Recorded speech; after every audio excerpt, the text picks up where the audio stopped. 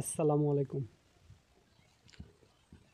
সাম্প্রতিক কিছু সমস্যার কারণে কিছু ভিডিও আপলোড করতে পারিনি, যার মধ্যে অন্যতম সমস্যা হলো আমার এই বাছুরটা।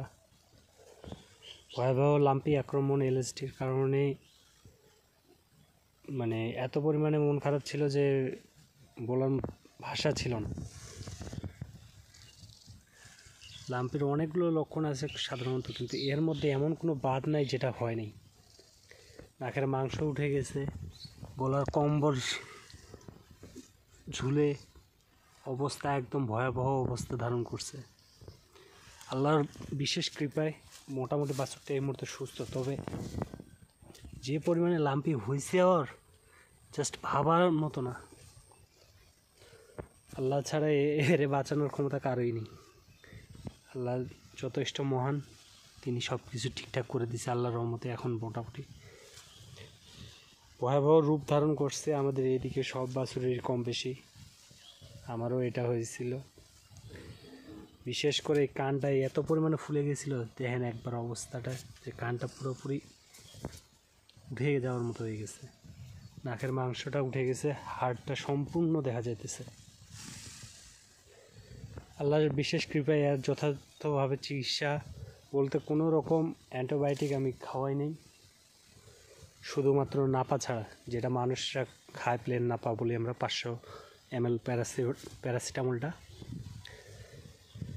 এর পাশাপাশি এর সম্পূর্ণ চিকিৎসা হইতেছে ঘরোয়া পদ্ধতিতে, যেটা মেনটেন করা লাগছে অনেক। আল্লাহর রহমত ছাড়া এটা কীভাবে যে আল্লাহ ছাড়া এটা কেমনে বাঁচছে আল্লাহ ভালো জানে। আল্লাহই বাঁচাইছে, এক কথাই শেষ। এর ঘরোয়া চিকিৎসা অনেকগুলো করা হয়েছে, যার কারণে আল্লাহ এইভাবে রাখছে। এর প্রথম ঘরোয়া চিকিৎসা হইতেছে, যখন জ্বর ছিল তখন নাপা খাওয়ানো হয়েছে, পাশাপাশি লেবু খাওয়ানো হয়েছে, এর পাশাপাশি খাবার সোডা, নিম পাতা, গুড়, এই 3টা মিক্স করে প্রথম দিকে খাওয়ানো হয়েছে। পরবর্তীতে আরও ঘরোয়া টিপস কিছু আছে যেগুলো আমার বাংলাদেশে অ্যাভেলেবেল না হলেও ইন্ডিয়ায় মোটামুটি ইউজ করে। সেটা হলো মোটামুটি 10 পিস পান পাতা, যেটা মুরব্বিরা খায়, ওই পান পাতা 10টা, কাঁচামরিচ 4-5টা মাঝারি সাইজের, পাশাপাশি খাবার সোডা, গুড়, নিম পাতা, এই আইটেমগুলো একসাথে ব্লেন্ড করে মিক্স করে কি যেন খাওয়াইছি, যাতে ওর ভিতর থেকে আর কি জীবাণুটা ধ্বংস হয়ে যায়। যেহেতু এটা ভাইরাসজনিত রোগ, তাই জন্য ভাইরাসটা না বাড়ে, প্রতিরোধ করতে পারি, তার জন্য এই চিকিৎসাটা করছি। আল্লাহর বিশেষ কৃপায় হয়তো এই মুহূর্তে বাছুরটা মোটামুটি আমার 70% সুস্থ হয়ে গেছে। কিন্তু ওর যে পরিমাণে লাম্পি এলএসডিটা হয়েছে জাস্ট ভাবার মতো না। এত কিভাবে হয়?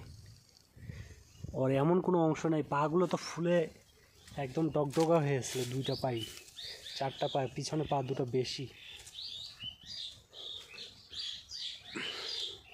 তো অ্যান্টিবায়োটিক চিকিৎসা না করে আপনার ঘরোয়া পদ্ধতিতে চিকিৎসা করুন, কারণ অ্যান্টিবায়োটিক খালি খরচই বাড়াবে, কিন্তু চিকিৎসার কিছুই হয় না। আমি এই বাস্তবে প্রমাণিত পেয়েছি। অনেকেই আমাদের করছে, অনেকের বাছুর মারাও গেছে, কিন্তু আল্লাহ যদি বিশেষ কৃপায় জ্বর বেঁচে থাকাতে আপনি ঘরোয়া পদ্ধতিতে ওকে সুস্থ করতে পারবেন। তো যেটা বললাম, আপনারা প্রথমত নাপা খাওয়াবেন বাছুরের ওয়েট হিসাবে, প্রতি 40 কেজি হিসাবে একটা। কিন্তু যেহেতু এটা আমার মোটামুটি 70 কেজি, কিন্তু তারপর আমি 2টা করে খাওয়াইছি, কারণ এর ভয়াবহ এতটাই ছিল যে জাস্ট ভাবার মতো না। এই কানটা ফুলে মনে করেন যে ডগডগা হয়ে গেছিলো, সেটা এখন চামড়া খুলতেছে, নাকের মাংসের চামড়া খুলছে। তো এবার আসুন সম্পূর্ণ চিকিৎসাটা আমি একবারে বলে দিই, যে যা যা করছি আমি। প্রথমত বাছুরটাকে আপনারা জ্বর যদি আসে অবশ্যই নাপা খাওয়াবেন। এর পাশাপাশি আপনারা গোসল দিবেন বা গা মুছে দিবেন, গরম পানি দিয়ে বা গরম বালি একটু গরম করে নিয়ে সেঁক দিবেন, যাতে ব্যথাটা কম অনুভব করে। তারপরে যে চিকিৎসাটা করবেন সেটা হলো, আপনারা খাওয়ানোর জন্য গুড়, এর সাথে খাবার সোডা, নিম পাতা, কাঁচামরিচ, পান পাতা, তারপরে মোটামুটি এই আইটেমগুলো মিক্স করে আপনার একটা ব্লেন্ড করে নিয়ে 1 লিটার পানির সাথে মিক্স করে দিনে 4 বার খাওয়াবেন, সকাল, দুপুর, বিকাল, রাত, যে যেভাবে সময় পান খাবেন। আরেকটা জিনিস হলো, সেটা হলো ও যে পেট যেন খালি না থাকে, খাওয়াইতেই হবে, না খাইলেও খাওয়াইতে হবে। মায়ের দুধ, তো মায়ের দুধ খাইনি, একে মায়ের দুধ সেকে নিয়ে তারপরে বোতলের মাধ্যমে খাওয়াই আল্লাহর রহমতে আছে। একদম বিছানার শয্যাশায়ী, আল্লাহ বাঁচানো ছাড়া উপায় ছিল না। এর কোনো অংশ বাদ ছিল না যেই জায়গাটা হয়নি। পা, নাভির ঝুল, পিছন দিকে গলার ঝুল, সব অংশেই হয়েছে। আর তো আপনারা এই চিকিৎসাগুলো করবেন। এখন যেহেতু এই মাস আমার এটা ঘা মোটামুটি শেষ হয়েছে, এখন যেহেতু এই ঘাগুলো ডগডগ আছে, এখন আপাতত আমি যেটা ইউজ করতেছি সেটা হলো নিম পাতা, এই ঘায়ের উপরে আর কি নিম পাতা। তারপরে হইতেছে এক প্রকার বলে আমাদের এদিকে হাত কাটা মহাশঙ্কর তেল, বা আপনারা এর পরিবর্তে ফার্মেসির যে ম্যাজিক অয়েল বা লাম্পির জন্য যে তেলটা দেয় সেই তেলটা নেবেন। এর পাশাপাশি কাঁচা হলুদ নেবেন। তারপরে হইতেছে আপনার মেথি নেবেন, নিয়ে নিম পাতা, মেহেদি, এগুলো সব মিলে মিক্স করে ব্লেন্ড করবেন, বা হইতেছে বেটে নেবেন। বেটে নিয়ে প্যারাশুট তেল বা সয়াবিন তেল যেটা আপনারা ইউজ করেন সেই 500 ml ইউজ দিয়ে মিক্স করে এক বাটি বানাবেন। বানানোর পরে ওর পুরো শরীর যেখানে যেখানে ক্ষত আছে সেখানে লাগাবেন।